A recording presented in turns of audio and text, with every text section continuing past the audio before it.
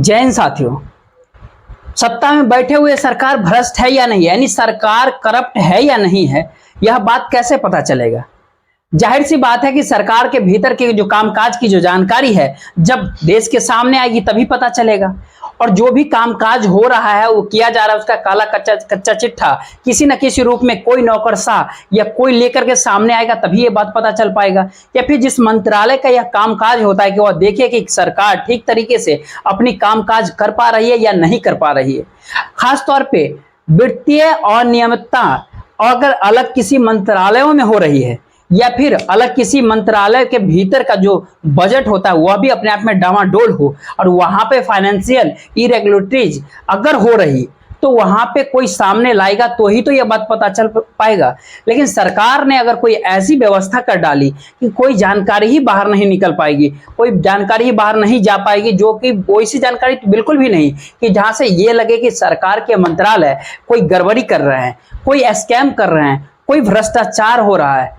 अलग अलग तरीके से जो नियम कायदे जो भी इस समय बन रहे हैं, जो इस दौर में बनाए जा रहे हैं, और सरकार और तमाम नौकरशाहों को यह भी कहना बताना है, उनका कहना है कि देखिए ट्रांसपेरेंसी है, सब कुछ कंप्यूटराइज्ड है, कोई भी कागज पे काम होता ही नहीं है। इस किसी भी निर्देश के आंकड़े जो है सो कागज पे होते हैं, नियम बनते हैं, कंप्यूटर पे आता है और उस नियम के अनुसार से काम होता है, जो खर्च होता है वह भी जानकारी आप तक आ जाती है। लेकिन इस समय में जो भी इरेगुलरिटीज हुई, जो भी अनियमितता हुई, उसकी जानकारी अगर किसी रिपोर्ट के शक्ल में कोई विभाग अगर देने लगे इस लोकतंत्र के अंदर, तो क्या सरकार यह बर्दाश्त कर पाएगी? यह पहला इस हिस्सा है। और दूसरा हिस्सा यह है कि भ्रष्टाचार अगर सरकार के भीतर ही हो रहा है और सरकार अभी तक इसे छिपाते चली आए, लेकिन एक जानकारी जो निकल करके बाहर आई तो सरकार के हाथ पांव ही फूलने लगे। उसके बाद कोई दूसरी जानकारी निकलने वाली है, सरकार ने उससे पहले ही उस अधिकारी को निपटा ही दिया। तो क्या चुनाव से ऐन पहले ही सरकार के भीतर का भ्रष्टाचार सामने आ सकता है क्या, या सामने आने वाला है, या सामने आ सकता था? इन तीनों परिस्थितियों के बीच आज जो है हर उस पन्ने को पढ़ने की एक जरूरत है जिसमें यह बात पत्थर की लकीर की तरफ निकल करके आ रही है कि नरेंद्र मोदी की सरकार भ्रष्ट हो ही नहीं सकती। ये ध्यान दीजिए कि पिछले दिनों जब सीएजी की रिपोर्ट आई थी, जिसमें कोई भी बहुत बड़ी रकम नहीं थी इस देश के भीतर की, जितनी भरी रकम, जितनी डामाडोल इस अवस्था, एक समय सीएजी के जरिए कई स्कैम सामने आए। एक समय में कोल ब्लॉक्स को बांटने को लेकर के जो कोलगेट सामने आया, उसके रकम को 1,66,000 करोड़, 1,76,000 करोड़ इतना हुआ करता था। लेकिन इस समय में जो रकम निकल करके आई थी सीएजी के जरिए, वो अलग अलग मंत्रालयों के जरिए भी अगर खुद से उससे जोड़िएगा तो हो सकता है कि वह सिर्फ 50,000, 60,000, 65,000 करोड़ ऐसी ही कुछ रकम बनेगी। लेकिन कुछ इस तरीके की रकम छिपती चली जाती है। और हम जब इस बात का जिक्र आपसे कर ही रहे हैं कि सरकार के 12 मंत्रालयों को लेकर के अलग अलग तरीके की जिस रिपोर्ट को सीएजी ने दिए थे, और उस पर ठीक समानांतर इस देश के अंदर में कोल ब्लॉक्स भी बिना किसी बोली लगाए कैसे अपने निकट कॉरपोरेट के हाथों सारी चीज सौंपते चली गई सरकार, और उस काले कच्चे चिट्ठे को सामने लाएगा कौन? जो सामने लेकर के आया उसको उस पद से हटा दिया गया, जी उसका तबादला ही कर दिया गया।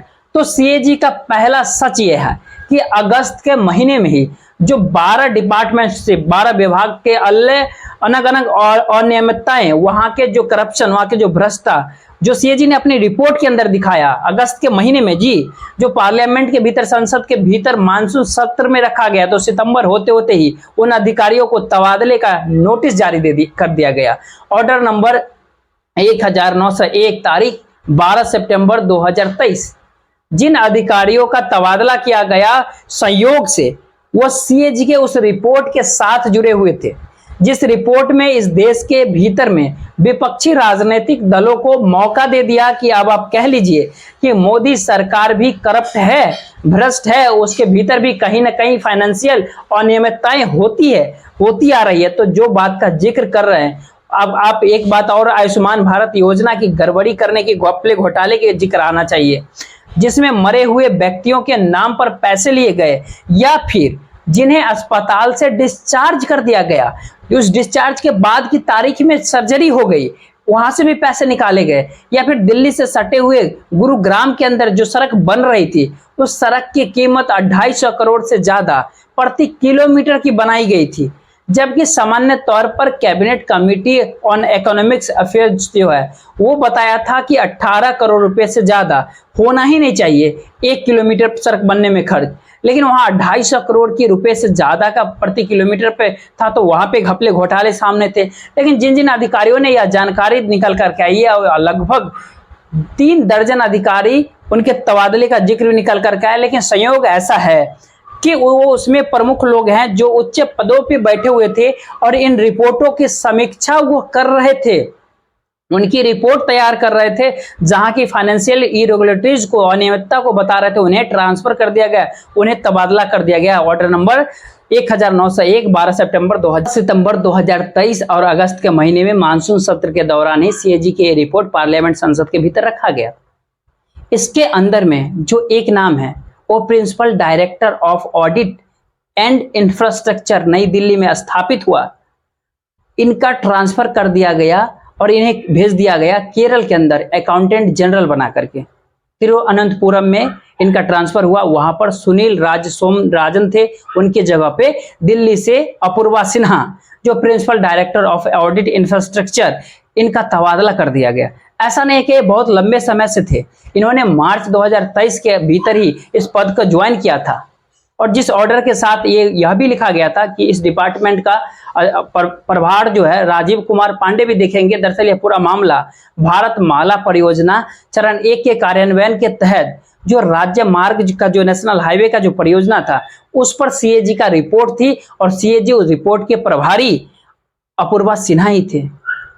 तो इन्होंने जिस लिहाज से कहा था कि द्वारका में जो सड़क बन रही है तकरीबन 19 किलोमीटर की सड़क है, उसकी कीमत लगाई गई है 250 करोड़ 77 लाख रुपये, और सामान्य तौर पर cabinet committee on economics affairs ने जो अप्रूव किया था वो 18 करोड़ 20 लाख रुपए अप्रूव किए थे, लेकिन यहां पर 250 करोड़ 77 लाख यह अप्रूवल हो गया, तो यहां पे भी गड़बड़ घोटाला बताया। दूसरी परिस्थिति, दूसरी जो शख्स का नाम है, व्यक्ति का नाम है दत्ता प्रसाद सूर्यकांत शिव, ये director general audit and central expenditure नई दिल्ली में ये थे। इनका ट्रांसफर करके इनको लीगल डिपार्टमेंट में डाल दिया गया, भेज दिया गया, तबादला कर दिया गया। जो शीर्षक साहब थे, इंचार्ज थे, जो परफॉर्मेंस एडिट हो रही थी आयुष्मान भारत को, वो थे भारत माला परियोजना में, और ये थे आयुष्मान भारत को लेकर के, जो कि प्रधानमंत्री जन आरोग्य योजना के नाम से जानी जाती है। इसका हास्य जो हेल्थ केयर स्कीम है, और इसके दायरे में जो सेंट्रल गवर्नमेंट की नेशनल हेल्थ अथॉरिटी आती है, जो ministry of health family of welfare वो आता है, यानी सबका सब ये जो मंत्रालयों का जो शामिल होना, उसको एक्सपोज उस रिपोर्ट ने कर दिया था। तो किस तरीके से आयुष्मान भारत के भीतर क्या कुछ गड़बड़ी हो रही है, क्या कुछ हो रहा है, बड़ा मसला जो था उसमें यह था कि इस देश के 28 राज्य, जिसमें से 3 राज्य हटा दीजिए, दिल्ली, ओडिशा और पश्चिम बंगाल, इन तीनों को शामिल नहीं किया गया जहां पैसा नहीं गया था। जहां बाकी राज्यों के 934 हॉस्पिटल्स जो 161 जिलों में आते थे, वहां पर तकरीबन 2,25,000 केसेस ऐसे निकल करके आए जहां पे फ्रॉड हो रहा था। जो सर्जरी की तारीख दिखाई गई उससे पहले मरीज को बारे में जानकारी दी गई कि उसका डिस्चार्ज कर दिया गया। जाहिर है कि सीएजी का या अधिकारियों का यह काम था, वो रैंडमली चीजों को पकड़ते हैं और जानकारी देते हैं कि सरकार वो अभी बर्दाश्त नहीं कर पाए। और सिर्फ महाराष्ट्र के भीतर में 1,79,000 केसेस ऐसे थे जिसमें 300 करोड़ रुपए की इस तरीके से एक आईडी को कई जगहों पे दिखाया गया और उसके जरिए चीजें जो है वसूली गई, पैसा बनाया गया। और ये सारी जानकारी जो निकल करके आई, तो जो दूसरे शख्स जो शीर्षक साहब दत्ता प्रसाद सूर्यकांत थे, इनको लीगल डिपार्टमेंट में डायरेक्टर बना करके भेज दिया गया। कल तक वो डायरेक्टर जनरल ऑफ ऑडिट थे और हुआ करते थे। तीसरे शख्स इसके अंदर जो है अशोक सिंह, ये director general north central region के थे। इनको ट्रांसफर करके भेज दिया गया है, डायरेक्टर जनरल राजभाषा का बना दिया गया है अतिरिक्त प्रभार जो है वो डायरेक्टर जनरल के तौर पर एग्जाम डिपार्टमेंट में दे दिया गया, जो सीएजी के भीतर होता है। यह भी आयुष्मान भारत से जुड़े हुए थे और ऑडिट में जो परफॉर्मेंस ऑडिट की रिपोर्ट जो देखा था वो इनकी जिम्मेदारी होती थी।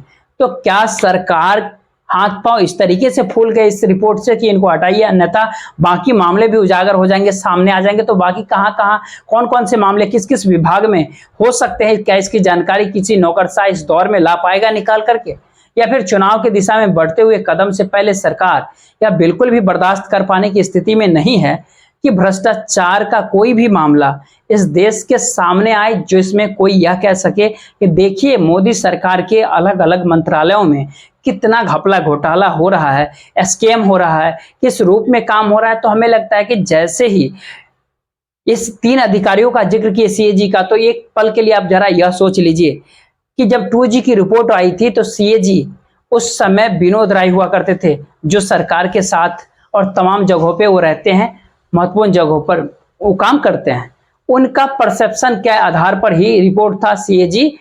2G की रिपोर्ट थी, 2G स्कैम, और दूसरा कोयला घोटाला को लेकर के था, जिसको कोलगेट का नाम दिया गया था 1,76,000 करोड़ का। और बताया गया था कि देखिए किस तरीके से कोल ब्लॉक्स अपने मन माफिक लोगों को कौड़ियों के मोल दे दिए गए हैं, और अगर इससे बेचा जाता तो सरकार को राजस्व का लाभ जो होता तकरीबन 1,76,000 करोड़ का होता। तो सरकार इससे भी चुप। लेकिन एक पल के लिए जरा आप सोचिए कि इस समय में सीएजी से हट करके सरकार ने क्या किया। सुप्रीम कोर्ट ने 2014 के अंदर सारे कोल ब्लॉक्स को निष्क्रिय कर दिया। वो कह दिया कि देख लीजिए सबको हम हटा रहे हैं। अब 204 कोल ब्लॉक्स हैं, वो एक लिहाज से कॉर्पोरेटरी और कम्युनिटी और लोकेशन के तहत जो इनको थे उनको खत्म कर दिया जाता है। 2015 में सरकार ने कहा जी नहीं, अब कोल ब्लॉक्स को दिए जाएंगे, हर कोल ब्लॉक्स दिया जाएगा, लेकिन उसके पीछे जो है ट्रांसपेरेंसी होगी। जिसको दिया जाएगा उसके जरिए राजस्व का जो जितना लाभ होगा यह भी क्लियर किया जाएगा, बताया जाएगा, और इस देश में कोयले की कोई कमी होने ही नहीं दी जाएगी। और इस लिहाज से भी इस समय में काम चलना शुरू होगा। लेकिन कुछ दिनों के बाद ही सरकार को लगा कि अपने लोग भी तो कुछ मायने में रखते हैं, उसके जरिए क्या मुनाफा बनाया जा सकता है। तो एक झटके में ही नियम बदल गया और 2020 आते आते ऐसी व्यवस्था कर दी गई कि 4 सचिवों का समूह तय करने लगा कि कौन से कोल ब्लॉक्स में अगर कोई बिड देने नहीं आता या बिड लगती है लेकिन वो कैंसिल हो जाता है, तो एक बार 2 बार कैंसिल हो जाती है, तो यह 4 सचिव मिलकर के तय कर देते हैं। जो सेक्रेटरी रैंक पे होते हैं ब्यूरोक्रेट्स, यह भी उस रैंक पे थे जिनका तबादला हो गया, यह तय करे कि किसे दे दिया जाए। तो ऐसे में जो है 17 अगस्त 2022 को एक रिपोर्ट आया था। उस रिपोर्ट में था, कलेक्टिव रिपोर्ट था, उसमें जो फैक्ट्स फिगर के साथ एक जानकारी निकल करके आई। जैसे सिंगरौली के घने जंगलों के भीतर तकरीबन 250 मिलियन टन कोयला ब्लॉक्स जो है वो अडानीज को दे दिया गया। यह गोंड बहेरा पूर्वी कोयला जो है वो ब्लॉक है, जो कि अडानी उनकी अकेले थे, बोली लगाने वाले कोई थे नहीं। कोई सवाल है कि इससे पहले बोली लगाने की जो व्यवस्था जरूर की गई थी, उसमें मार्च 2021 में बोली लगाई जाती है, कैंसिल हो जाता है। सितंबर 2021 में बोली लगाई जाती है, वो भी कैंसिल हो जाता है, और अगस्त 2022 में दे दिया जाता है अडानी जी के हाथों। सिंगरौली की परियोजना और अरण्य जंगल जहां पे आदिवासियों का आंदोलन चल रहे हैं, वह भी वहां पर भी ब्लॉक्स को, कोल ब्लॉक्स को निर्धारित किया जाएगा। और सवाल इतना ही नहीं, सवाल अडानी का जिक्र नहीं है, लगभग 1 दर्जन 12 लोगों के इसी तरीके से कोल ब्लॉक्स दिया गया, जिसमें कोई बोली लगाने वाला कोई भी नहीं था वहां। उसके दायरे में अडानीज के साथ साथ वेदांता से जुड़ी हुई कंपनी का भी जिक्र कीजिए, GSW का जिक्र कर सकते हैं, बिरला कॉर्पोरेशन का जिक्र कर सकते हैं, यानी जो भी कॉर्पोरेट का जिक्र कर सकते हैं। इसको देने में कोई भी ट्रांसपेरेंसी नहीं है। दूसरा एक बात और है कि क्या इस समय में सरकार प्राकृतिक संसाधनों को किसी भी कीमत पर बेचने को तैयार है, बेताब है? क्योंकि सरकार ने अपने तौर पे जो जानकारियां दी है उसमें कोई कोयले की जानकारी है, लेकिन कोयले की ऐसी कोई जरूरत नहीं है जो कि कोल इंडिया की तरफ से इन चीजें निकल करके आई। और जैसे भारत के भीतर में निकलने वाला कोयला जो है अगर महंगा बिक रहा है, तो बाहर से कोयला इंपोर्ट किया जाए, और इंपोर्ट करने के बाद कोयले की स्थिति में देश के भीतर में इस समय में जब यह दिया गया, उस दौर में ज्यादा कम कीमत तो वो कोयले का हो रहा था। तो जिस ट्रांसपेरेंसी का, जो जिस भ्रष्टाचार का मुक्त का जिस उस प्रोसेस, उस प्रक्रिया का जिस देश के रेवेन्यू को घाटा नहीं होना चाहिए था उसका जिक्र किया जा रहा था। लेकिन ये सारी चीजें एक झटके में ही इस तरीके से धरी की धरी रह गई और सारी नियमें बदल गई। बात इतना ही नहीं, सीएजी ने और कई विभाग को लेकर के चीज को इंगित कर रहे थे। NH-48 जो दिल्ली से गुरुग्राम 250 करोड़ से ज्यादा का जो है 19 किलोमीटर बनाना था, उसमें जो जिक्र हम किए उसमें गड़बड़ी किया गया। उसमें बाकायदा यह भी कहा था NHAI जो बोर्ड से जो दिल्ली से बड़ोदरा एक्सप्रेस बना रहा है उसमें सिविल कॉस्ट बताया गया था 32,839 करोड़ रुपए, लेकिन इसको इंक्लूड नहीं किया गया था। यह क्या है? लेकिन उसके लेकर के कहा गया था दस्तावेज जो अभी बदल रहा है, प्रोजेक्ट रिपोर्ट वगैरह, सक्सेसफुल बिल्डर भी नहीं शामिल हुए, पेंडिंग में भी, मतलब कई तरह के सीएजी बता रहे थे। तो कैसे कोई यह बात को समझ पाएगा कि सरकार के भीतर इतनी बड़ी गड़बड़ी हो रही है और सरकार कह रही है हम तो करप्शन मुक्त सरकार हैं।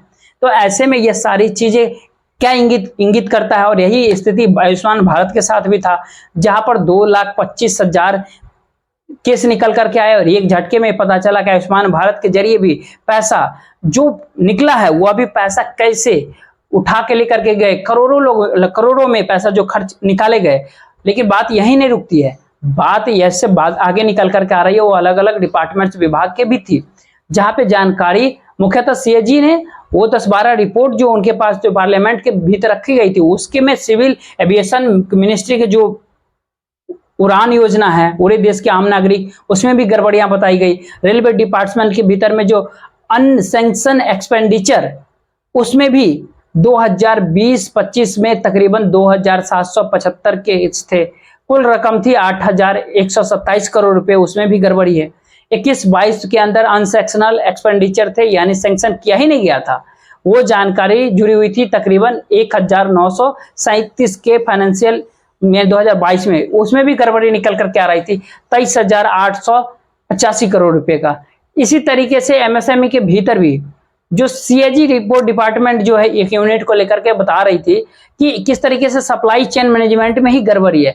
उसके 20% से कम डिपार्टमेंट में जो ट्रेनिंग हो रही थी उसके यूनिट जो थे वो कॉर्पोरेशनल थे, सिर्फ 20% ही, 80% तो ऑपरेशनल नहीं थे। वो वहां भी हो रही थी। जो मिनिस्ट्री ऑफ टूरिज्म है उसमें स्वदेश दर्शन जो स्कीम थी वो 2016-17 के बाद से तकरीबन 4,000 करोड़ से ज्यादा की गड़बड़ियां उसके अंदर पाई जाती है। रोल ऑफ टी बोर्ड जो था डेवलपमेंट जो इंडिया का करना था, उस केस में भी पाया गया कि किस तरीके से जो सब्सिडी रेट था वो उसमें भी फ्रॉड और करप्शन का हिस्सा है। उसके अलावा भी ministry of communication, electronics and technology, financial department, इस सबसे जुड़े करके जो मिलकर के बताया गया कि जो कस्टम के हो, एक्सपोर्ट का हो, वहां की परिस्थिति हो, या सारी परिस्थितियों में जो पूरा का पूरा जो सिस्टम जो देखिएगा तो सरकार के भीतर का करप्शन सामने लाएगा कौन इस सबको। हमारे देश के अंदर संविधान के भीतर जो इस डिपार्टमेंट को तो इसीलिए बनाया गया ना हमारे संविधान में कि चेक एंड बैलेंस की व्यवस्था रहे। यहाँ पे एग्जीक्यूटिव अपने मनमर्जी से काम नहीं करने लगे, लेकिन यहाँ मनमर्जी के आगे की परिस्थिति है। मनमर्जी तो बिल्कुल हो रही है, लेकिन हम आपको भी काम नहीं करने देंगे। अगर आप अपनी ईमानदारी को दिखाइएगा तो फिर आपको यह चीज भुगतना होगा, हम आपको बर्दाश्त ही नहीं करेंगे, क्योंकि हमारा राजनीतिक तौर पे नारा ही है करप्शन मुक्त सरकार है हमारा। तो आप इलेक्शन के दौरान आकर के कहिएगा कि हम करप्शन किया, ये हम कैसे बर्दाश्त कर लेंगे।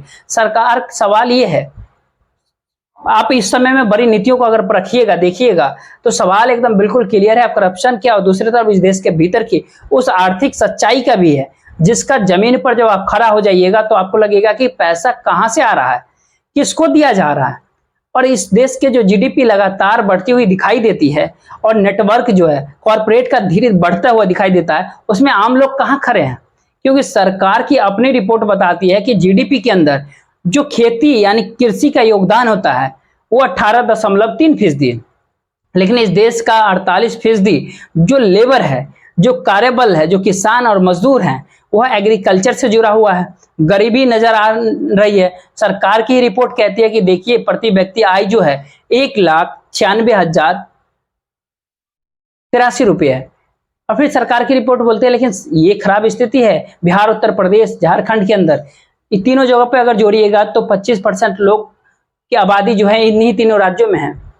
लेकिन यहाँ के लोगों की जो स्थिति है, एक तरफ देश की प्रति व्यक्ति आय जो है 1,96,000 है, बिहार के अंदर 54,000, 79,000, उत्तर प्रदेश में, झारखंड में 80,000। यह स्थिति इस देश के भीतर में है। मनरेगा में 60,000 करोड़ रुपए जो है उसको देने में सरकार हांफने लगती है।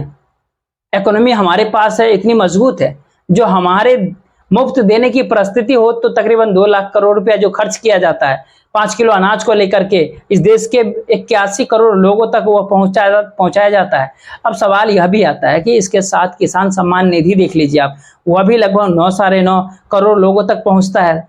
मनरेगा के भीतर की भी जो जिनको काट दिया गया था वह भी तकरीबन 12 से 15 करोड़ लोग हैं।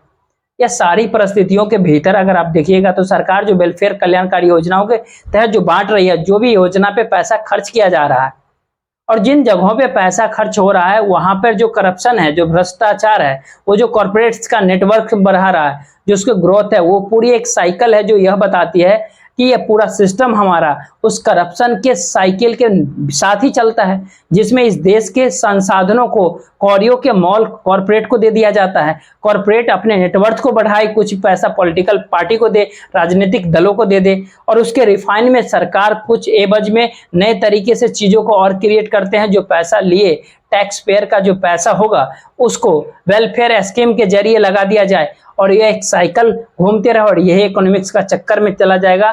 और जो ये रिपोर्ट, जो रियायत का जो परिभाषा है, जो आप इलेक्शन में अगर आप देखिएगा, जो 3 राज्य, तेलंगाना का जिक्र, छत्तीसगढ़, राजस्थान और मध्य प्रदेश, ये 3 जो राज्य हैं, यहाँ पे भाजपा और कांग्रेस की जो रियायत दिया है वो पैसे में अगर आपको उसको तब्दील कीजिएगा इलेक्शन के दौरान तो तकरीबन 1.5 लाख करोड़ से ज्यादा का।